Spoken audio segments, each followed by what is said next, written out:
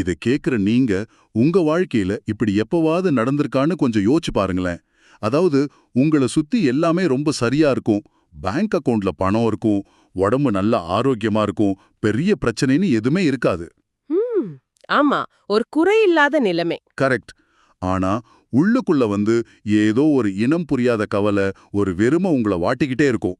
இல்லனா இதுக்கு நேர் மாறா ஒரு சாதாரண நாள்ல கையில பணமே இல்லாத ஒரு மாச கடைசியில கூட எந்த காரணமும் இல்லாம ஒரு பெரிய சந்தோஷம் வரும். ஆமா. எதனால இந்த அமைதியும் சந்தோஷமும் திடீர்னு மனச நிரப்புது? இப்படி உங்களுக்கு நடந்திருந்தா, நம்ம தேடுற இந்த மகிழ்ச்சி, இந்த இன்பம் உண்மையிலே எங்கிருந்து வருது அப்படிங்கிற கேள்வி கண்டிப்பா உங்களுக்குள்ள எழுந்திருக்கணும். அந்த ஒத்த கேள்வியோட தான் இன்னைக்கு நம்மளோட இந்த ஆழமான அலசல தொடங்க போறோம். இது ரொம்பவே ஆழமான, அதே சமயம் நம்மள பெரும்பாலானவங்க ரொம்ப ஈஸியா தட்டி கழிக்கிற ஒரு கேள்வி. அதாவது நம்ம எல்லாருமே காலையில முழிச்சதிலிருந்து நைட் தூங்க போற வரைக்கும் ஏதோ ஒரு பொருள இல்லனா ஒரு நபரை நோக்கி ஓடிக்கிட்டே தான் இருக்கும் இல்லையா? கண்டிப்பா. அது அடைஞ்சிட்டா சந்தோஷம் கிடைச்சிடும் அப்படிங்கிற ஒரு தேடல் தான். அந்த தேடல் தான் நம்ம வாழ்க்கையவே இயக்குது. ஆனா அந்த இன்ப உணர்வு உண்மையிலேயே நம்ம தேடி ஓடுற அந்த புறப்பொருட்கள்ல இருக்கா, இல்ல நம்ம மனசுக்குள்ள இருந்து உற்பத்தி ஆகிறதா அப்படிங்கறத நம்ம கிட்ட இருக்கிற தரவுகளை வச்சு இன்னைக்கு கொஞ்சம் உளவியல் ரீதியாவும் தத்துவ ரீதியாவும் பார்க்க போறோம். ம். இன்பம் அப்படின்னாலே அது வெளியில இருக்கிற ஏதோ ஒரு பொருள தான் இருக்குன்னு நாம ரொம்ப ஆழமா நம்பிட்டோம். ஆனா இந்த நம்பிக்கையை உடைக்கிற மாதிரி நம்ம தரவுகள்ல ஒரு ரொம்ப சுவாரஸ்யமான உதாரணம் ஒண்ணு இருக்கு. அது நமக்கு தினமும் நடக்கக்கூடிய ஒரு விஷயம்தான். நம்மளோட தூக்கமும் அதுல வர கனவும். ஓ, அந்த கனவு உதாரணம். அத கொஞ்சம் உற்று கவனிச்சோம்னா நமக்கு பல உண்மைகள் புரியும். இப்போ நம்ம நைட் ரொம்ப பாதுகாப்பா நம்ம படுக்கையில நல்லா தூங்கிக்கிட்டு இருக்கோம்னு வைங்க. சரி. அப்போ ஒரு கனவு வருது. அந்த கனவுல ஏதோ ஒரு பயங்கரமான மிருகம் நம்மள துரத்துற மாதிரியோ, இல்ல ஒரு பெரிய மலையில இருந்து நம்ம தவறி கீழே விழுற மாதிரியோ ஒரு காட்சி விரியுது. அந்த நொடியில நம்ம உடம்புலயும் மனசுலயும் என்ன நடக்குதுன்னு பாருங்களேன். ஆமா. நம்ம தூக்கத்திலேயே பயந்து உள்ளருவோம், வேர்க்கும், நம்ம ஹார்ட் பீட் ரொம்ப அதிகமாயிடும். உண்மைதான். சில சமயம் நாம அலறி அடிச்சுக்கிட்டு கண் முழிப்போம். பக்கத்துல இருக்கிறவங்க ஒண்ணும் இல்ல, அது வெறும் கனவுதான் சொல்லுவாங்க. நாமளும் முழிச்சுக்கிட்டு சுத்திலும் பார்ப்போம். நம்ம ரூம் தான் அது. எந்த ஆபத்தும் இல்லைன்னு நம்ம மூளைக்கு தெரிஞ்சிடும். ஆனா இங்க தான் ஒரு முரண்பாடு இருக்கு. அது கனவு, அதுல நிஜம் எதுவுமே இல்லைன்னு தெரிஞ்ச பிறகும் கூட நம்ம நெஞ்சு படபடப்பு உடனே குறையாது. எக்ஸாக்ட்லி. அந்த படபடப்பும் வியர்வையும் கொஞ்ச நேரத்துக்கு அப்படிதான் இருக்கும். அதுலன்னு நாம என்ன புரிஞ்சுக்கணும் அப்படின்னா, அந்த கனவுல எந்த ஒரு உண்மையான பொருளும் கிடையாது. நிஜத்துல எந்த மிருகமும் உங்கள துரத்தல. ம். எந்த ஆபத்தும் கிடையாது. ஆமா. எந்த நிஜமான ஆபத்தும் இல்லாதப்ப கூட உங்க உடம்புலயும் மனசுலயும் அதுக்குரிய அத்தனை ரசாயன மாற்றங்களும் முற்றிலும் உண்மையாவே நடக்குது. அதாவது உங்க மூளையில உள்ள அமிக்டாலா அப்படிங்கிற பகுதிக்கு நிஜமான ஆபத்துக்கும் மனசுல கற்பனையா உருவாகிற ஆபத்துக்கும் வித்தியாசம் தெரியாது. ஓஹோ, அதனால தான் அந்த அட்ரினலின் ஹார்மோன் சுரக்குதா? கரெக்ட். உடனே அது அட்ரினாலின் ஹார்மோனை சுரக்க வச்சிடுது. அப்படின்னா உணர்வுக்கான காரணம் வெளியில உள்ள பொருள்ல இல்ல, அத உங்க மனசு எப்படி உணருது அப்படிங்கறதுல தான் இருக்கு. ஒரு நிமிஷம் இருங்க. நீங்க சொல்றது தத்துவ ரீதியாவும் சரி, பயாலஜி படியும் சரி கேட்கறதுக்கு சரியா தான் இருக்கு. ஆனா கொஞ்சம் பிராக்டிக்கலா நடைமுறை வாழ்க்கைக்கு வருவோம். சொல்லுங்க. காரை ஷோரூம்ல இருந்து ஓட்டிட்டு வரும்போது எனக்குள்ள ஒரு அலாதியான சந்தோஷம் வருது. அந்த கார் அப்படிங்கிற உண்மையான புறப்பொருள் எனக்கு முன்னாடி இருக்கு. நான் அதை தொடுறேன். ம். அப்போ அந்த சந்தோஷம் முற்றிலும் நிஜம்தானே? அது எப்படி வெறும் மனசோட மாயையாகும்? இன்பம் அந்த கார்ல தானே இருக்கு. இது ஒரு நல்ல கேள்வி. முதல் நாள் உங்களுக்கு கிடைக்கிற அந்த சந்தோஷம் நிச்சயமா நிஜம்தான். ஆனா கொஞ்சம் யோசிச்சு பாருங்க. அந்த இன்பம் கார்ல தான் இருக்கு அப்படின்னா, அந்த காரை வச்சிருக்கிற காலம் முழுக்க. அதாவது ஒரு 5 வருஷம் கழிச்சு ஓட்டும் போதும் கூடவா? ஆமா. 5 வருஷம் கழிச்சு அதை ஓட்டும் போதும் அதே அளவு இன்பம் உங்களுக்கு கிடைச்சுக்கிட்டே இருக்கணுமே. 1 வருஷம் கழிச்சு அதே காரை ஓட்டும்போது அந்த முதல் நாள் இருந்த துள்ளல் இருக்குமா? கார் அதே கார் தான். இன்ஜின் மாறல, சீட் மாறல. ஆனா உங்க இன்பம் மட்டும் ஏன் குறைஞ்சிடுச்சு? ஏன்னா உளவியல்ல இத ஹெடானிக் அடாப்டேஷன் அப்படின்னு சொல்லுவாங்க. ஒரு புது பொருள மனசு பழகிடுச்சுன்னா அதோட ஈர்ப்பு குறைஞ்சிடும். அதனால இன்பம் கார்ல இல்ல. ஓ, அந்த கார் அப்படிங்கிற பொருளை என் மனசு புதுசா பாக்குற அந்த பார்வையில தான் இன்பம் இருக்குன்னு சொல்றீங்க. சரியா சொன்னீங்க. பொருள் அப்படிங்கிறது வெறும் ஒரு தூண்டுகோல் தான். வெடிக்கிறது மனசுக்குள்ள இருக்கிற உணர்வுகள் தான். அப்படின்னா இத நான் ஒரு விர்ச்சுவல் ரியாலிட்டி, அதாவது ஒரு விஆர் கண்ணாடியோட ஒப்பிட்டு பார்க்க தோணுது. விஆர் கண்ணாடியா? அது எப்படி? இப்போ நான் விஆர் கண்ணாடிய போட்டுக்கிட்டா என் கண்ணு முன்னாடி ஒரு பெரிய மலை உச்சில நிக்கிற மாதிரி காட்சி தெரியும். நிஜத்துல நான் பாதுகாப்பா என் ரூம்ல தான் நின்னுகிட்டு இருப்பேன். ஆனா அந்த VR காட்சி எனக்கு நிஜமான ஒரு பயத்தை உருவாக்கும். ஆமா. அதே போல தான் நாம முழிச்சிருக்கும் போது பார்க்குற இந்த பொருட்களும் நம்ம மனசுங்கிற திரையில விழும் பிம்பங்கள் மட்டுமே. அந்த பிம்பங்களுக்கு என் மனசு எப்படி ரியாக்ட் பண்ணுது அப்படிங்கறத பொறுத்து தான் என் சந்தோஷமும் துக்கமும் முடிவாகுது இல்லையா?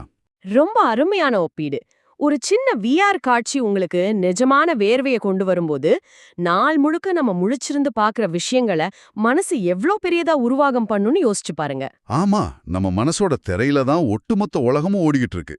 அதனால தான் இன்பமும் துன்பமும் வெளியிலிருந்து வர்றதில்ல, அது உங்க மனசோட உணர்வு எழுச்சிகள் மட்டுமேன்னு இந்த தரவுகள் ரொம்ப ஆழமா பதிவு செய்யுது. சரி, உணர்வுகள் மனசுக்குள்ள தான் உருவாகுது, வெளியில இருக்கிற பொருட்கள்ல இல்லங்கிறது இப்ப ரொம்ப தெளிவா புரியுது. ஆனா இதுல எனக்கு இன்னொரு கேள்வி வருது. என்ன கேள்வி? சந்தோஷமோ அமைதியோ என் உள்ளே தான் இருக்கு அப்படின்னா, நான் ஏன் தொடர்ந்து அந்த வெளி உலக பொருட்களை நோக்கியே ஓடிக்கிட்டு இருக்கேன்? ஏன் அமைதியை வெளியில தேடி அலையறேன்? இங்கே தான் நம்மளோட சாய்ஸஸ், அதாவது நம்மளோட தேர்வுகள் உள்ள வருது. இந்த பிரபஞ்சம் நமக்கு பலவிதமான சூழ்நிலைகளை கொடுக்குது. ஆனா அந்த சூழ்நிலையில எதனோட நம்ம தொடர்பு வச்சுக்கணும், எந்த விஷயத்துக்கு நம்ம கவனத்தை கொடுக்கணும்னு முடிவு செய்யற அதிகாரம் நம்ம கையில தான் இருக்கு. அது நம்ம பொறுப்பு. ஆமா, அது ஒரு மிகப்பெரிய சுதந்திரம், அதே சமயம் ஒரு பெரிய பொறுப்பு. நம்ம தரவுகள்ல வர்ற ஒரு மாணவனோட உதாரணத்தை எடுத்துப்போம். ஒரு பையன் வருஷம் முழுக்க படம் பார்க்கறது, வீடியோ கேம்ஸ் விளையாடுறதுன்னு அவனோட நேரத்தையும் கவனத்தையும் முழுமையா செலவழிச்சிடறான். சரி, ஆனா ஃபைனல் எக்ஸாம் ரிசல்ட்ல மட்டும் அவன் தான் ஃபர்ஸ்ட் ரேங்க் வாங்கணும்னு ஆசைப்படுறான். இது எந்த விதத்துல சாத்தியமாகும்? இது சாத்தியமே இல்ல. அவன் எதை விதைச்சானோ அதைத்தான் அறுவடை செய்ய முடியும்.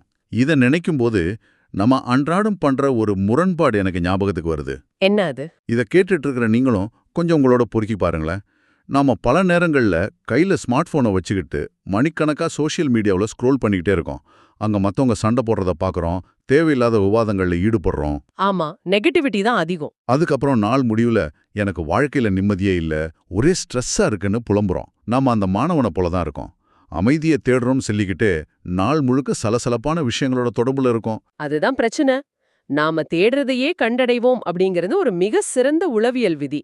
நம்ம மூளை எதை அதிகம் கவனிக்குதோ அதை நோக்கியே தன்னோட நியூரல் பாத்வேஸ அமைச்சுக்கும். அதாவது நரம்பியல் பாதைகளை மாத்திக்கும்னு சொல்றீங்க.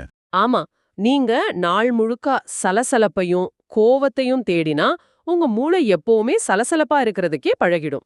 அமைதியை தேடினா அமைதி கிடைக்கும். உங்க மனசை எந்த விஷயத்தோட இணைக்கிறீங்க அப்படிங்கறத நீங்க தான் தேர்ந்தெடுக்கணும். டோபமைன் கொடுக்கிற அந்த தற்காலிக சுவாரஸ்யத்துக்கும் உண்மையான மனநிறைவுக்கும் உள்ள வித்தியாசத்தை நாம புரிஞ்சுக்கணும். சரியா சொன்னீங்க. இது கேட்கறதுக்கு ரொம்ப ஈஸியா இருக்கு. நான் எதனோட தொடர்பு வச்சுக்கிறேன் அப்படிங்கறத நானே கவனமா முடிவு செய்யணுங்கிறது புரியுது. சரி, இன்னைக்கு முதல் நான் போனை ஓரமா வச்சுட்டு அமைதியா உட்கார்றேன்னு வச்சுப்போம். ஓகே. ஆனா பிராக்டிக்கலா நான் அமைதியா இருக்குன்னு நினைச்சாலும் என்னை அறியாமலே பல தேவையில்லாத எண்ணங்கள், பழைய கவலைகள், யாரோ என்னை அவமானப்படுத்தின நினைவுகள்னு எல்லாமே மனசுக்குள்ள வந்துகிட்டே இருக்கு. நான் அமைதியை தேடினாலும் என் மனசு என்ன வேற எங்கேயோ இழுத்துட்டு போகுது. இது எப்படி எதிர்கொள்றது? இந்த இடத்துல நாம மனச ஒருபோதும் எதிரியா பார்க்க கூடாது. மனசுல தோன்ற எண்ணங்கள் எல்லாமே ஒரு கண்ணாடியை போல செயல்படுது. உங்க முகம் எப்படி இருக்குன்னு காட்டுற கண்ணாடி போல இந்த மனசு உங்களுக்கு உள்ள ஆழத்துல உறைஞ்சிருக்கிற விஷயங்களை உங்களுக்கு காட்டுது. ஓ, எனக்குள்ள இருக்கிறது காட்டுதா? ஆமா, நீங்க அமைதியா உட்கார்ந்திருக்கும் போது திடீர்னு ஒரு கோபமான எண்ணமோ பயமோ வந்தா அந்த எண்ணம் புதுசா எங்கிருந்தோ வரல.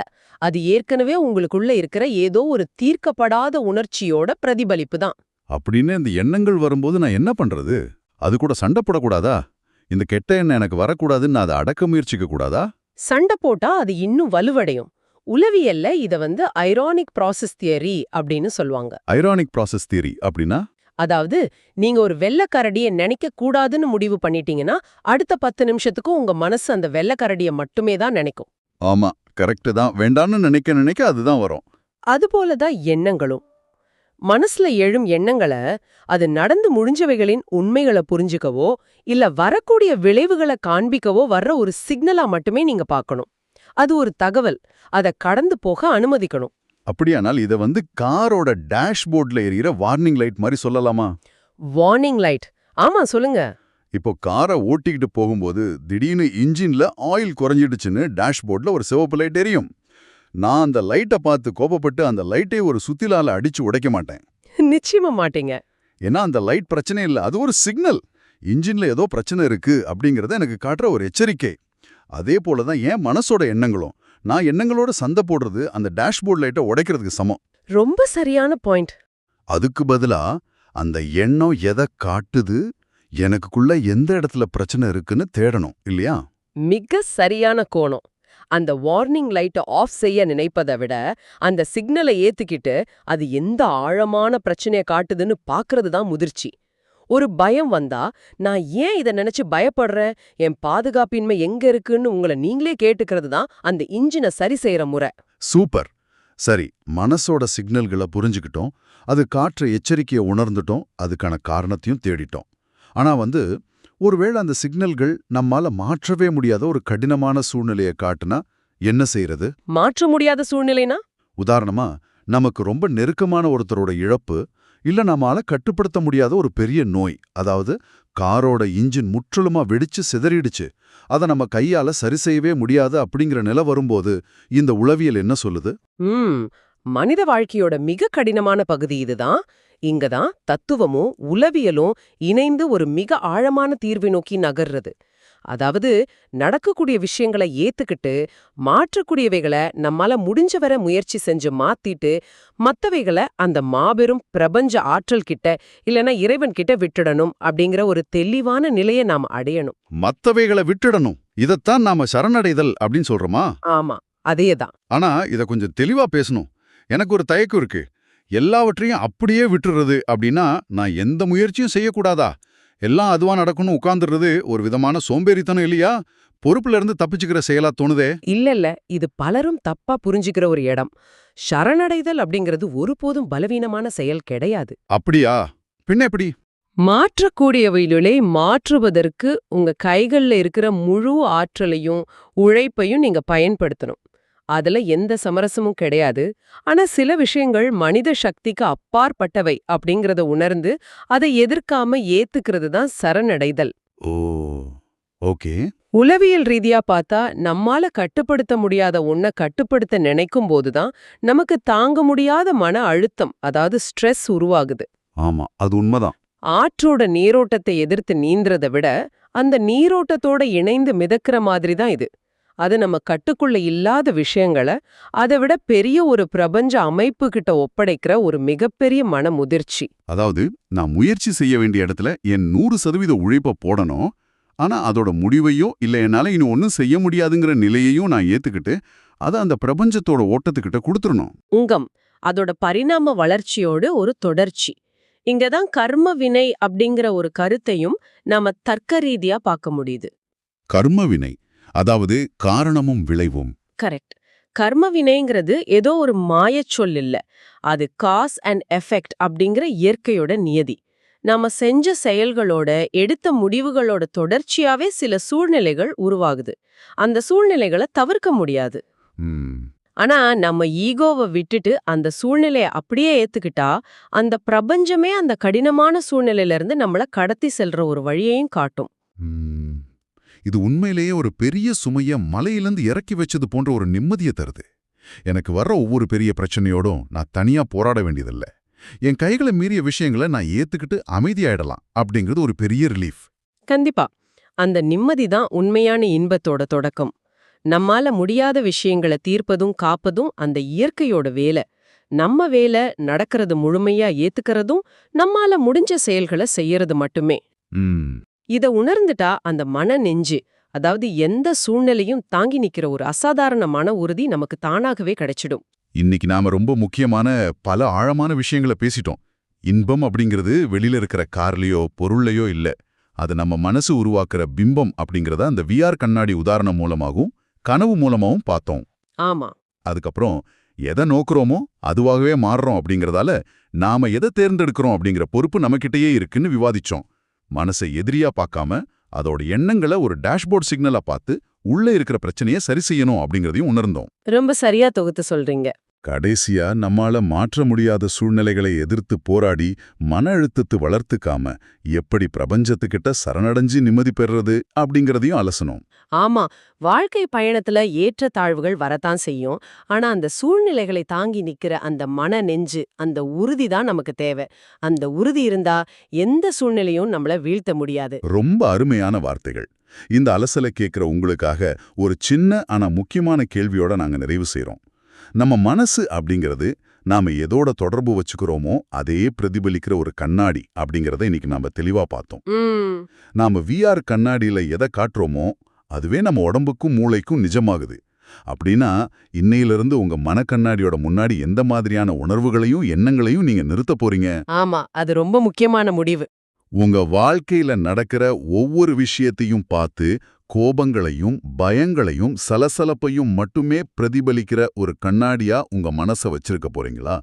இல்ல உங்களை அடுத்த கட்டத்துக்கு நகர்த்துற அமைதியையும் வரக்கூடிய எண்ணங்களை ஒரு சிக்னலா புரிஞ்சிக்கிற தெளிவையும் பிரதிபலிக்கிற ஒரு கண்ணாடியா அதை மாத்த போறீங்களா? இது உங்க சாய்ஸ் தான். நினைவில் வச்சுக்கோங்க, இன்பம் வெளியில எங்கும் இல்ல. அது உங்க கண்ணாடியோட பிரதிபலிப்புல மட்டுமே இருக்கு. அந்த தேர்வு உங்க கண்ணாடி முன்னாடி எதை நிறுத்த போறீங்க அப்படிங்கிற அந்த முடிவு முற்றிலும் உங்க கைகள்ல தான் இருக்கு. சிந்திச்சு பாருங்க. மீண்டும் ஒரு ஆழமான தேடல்ல சந்திப்போம்.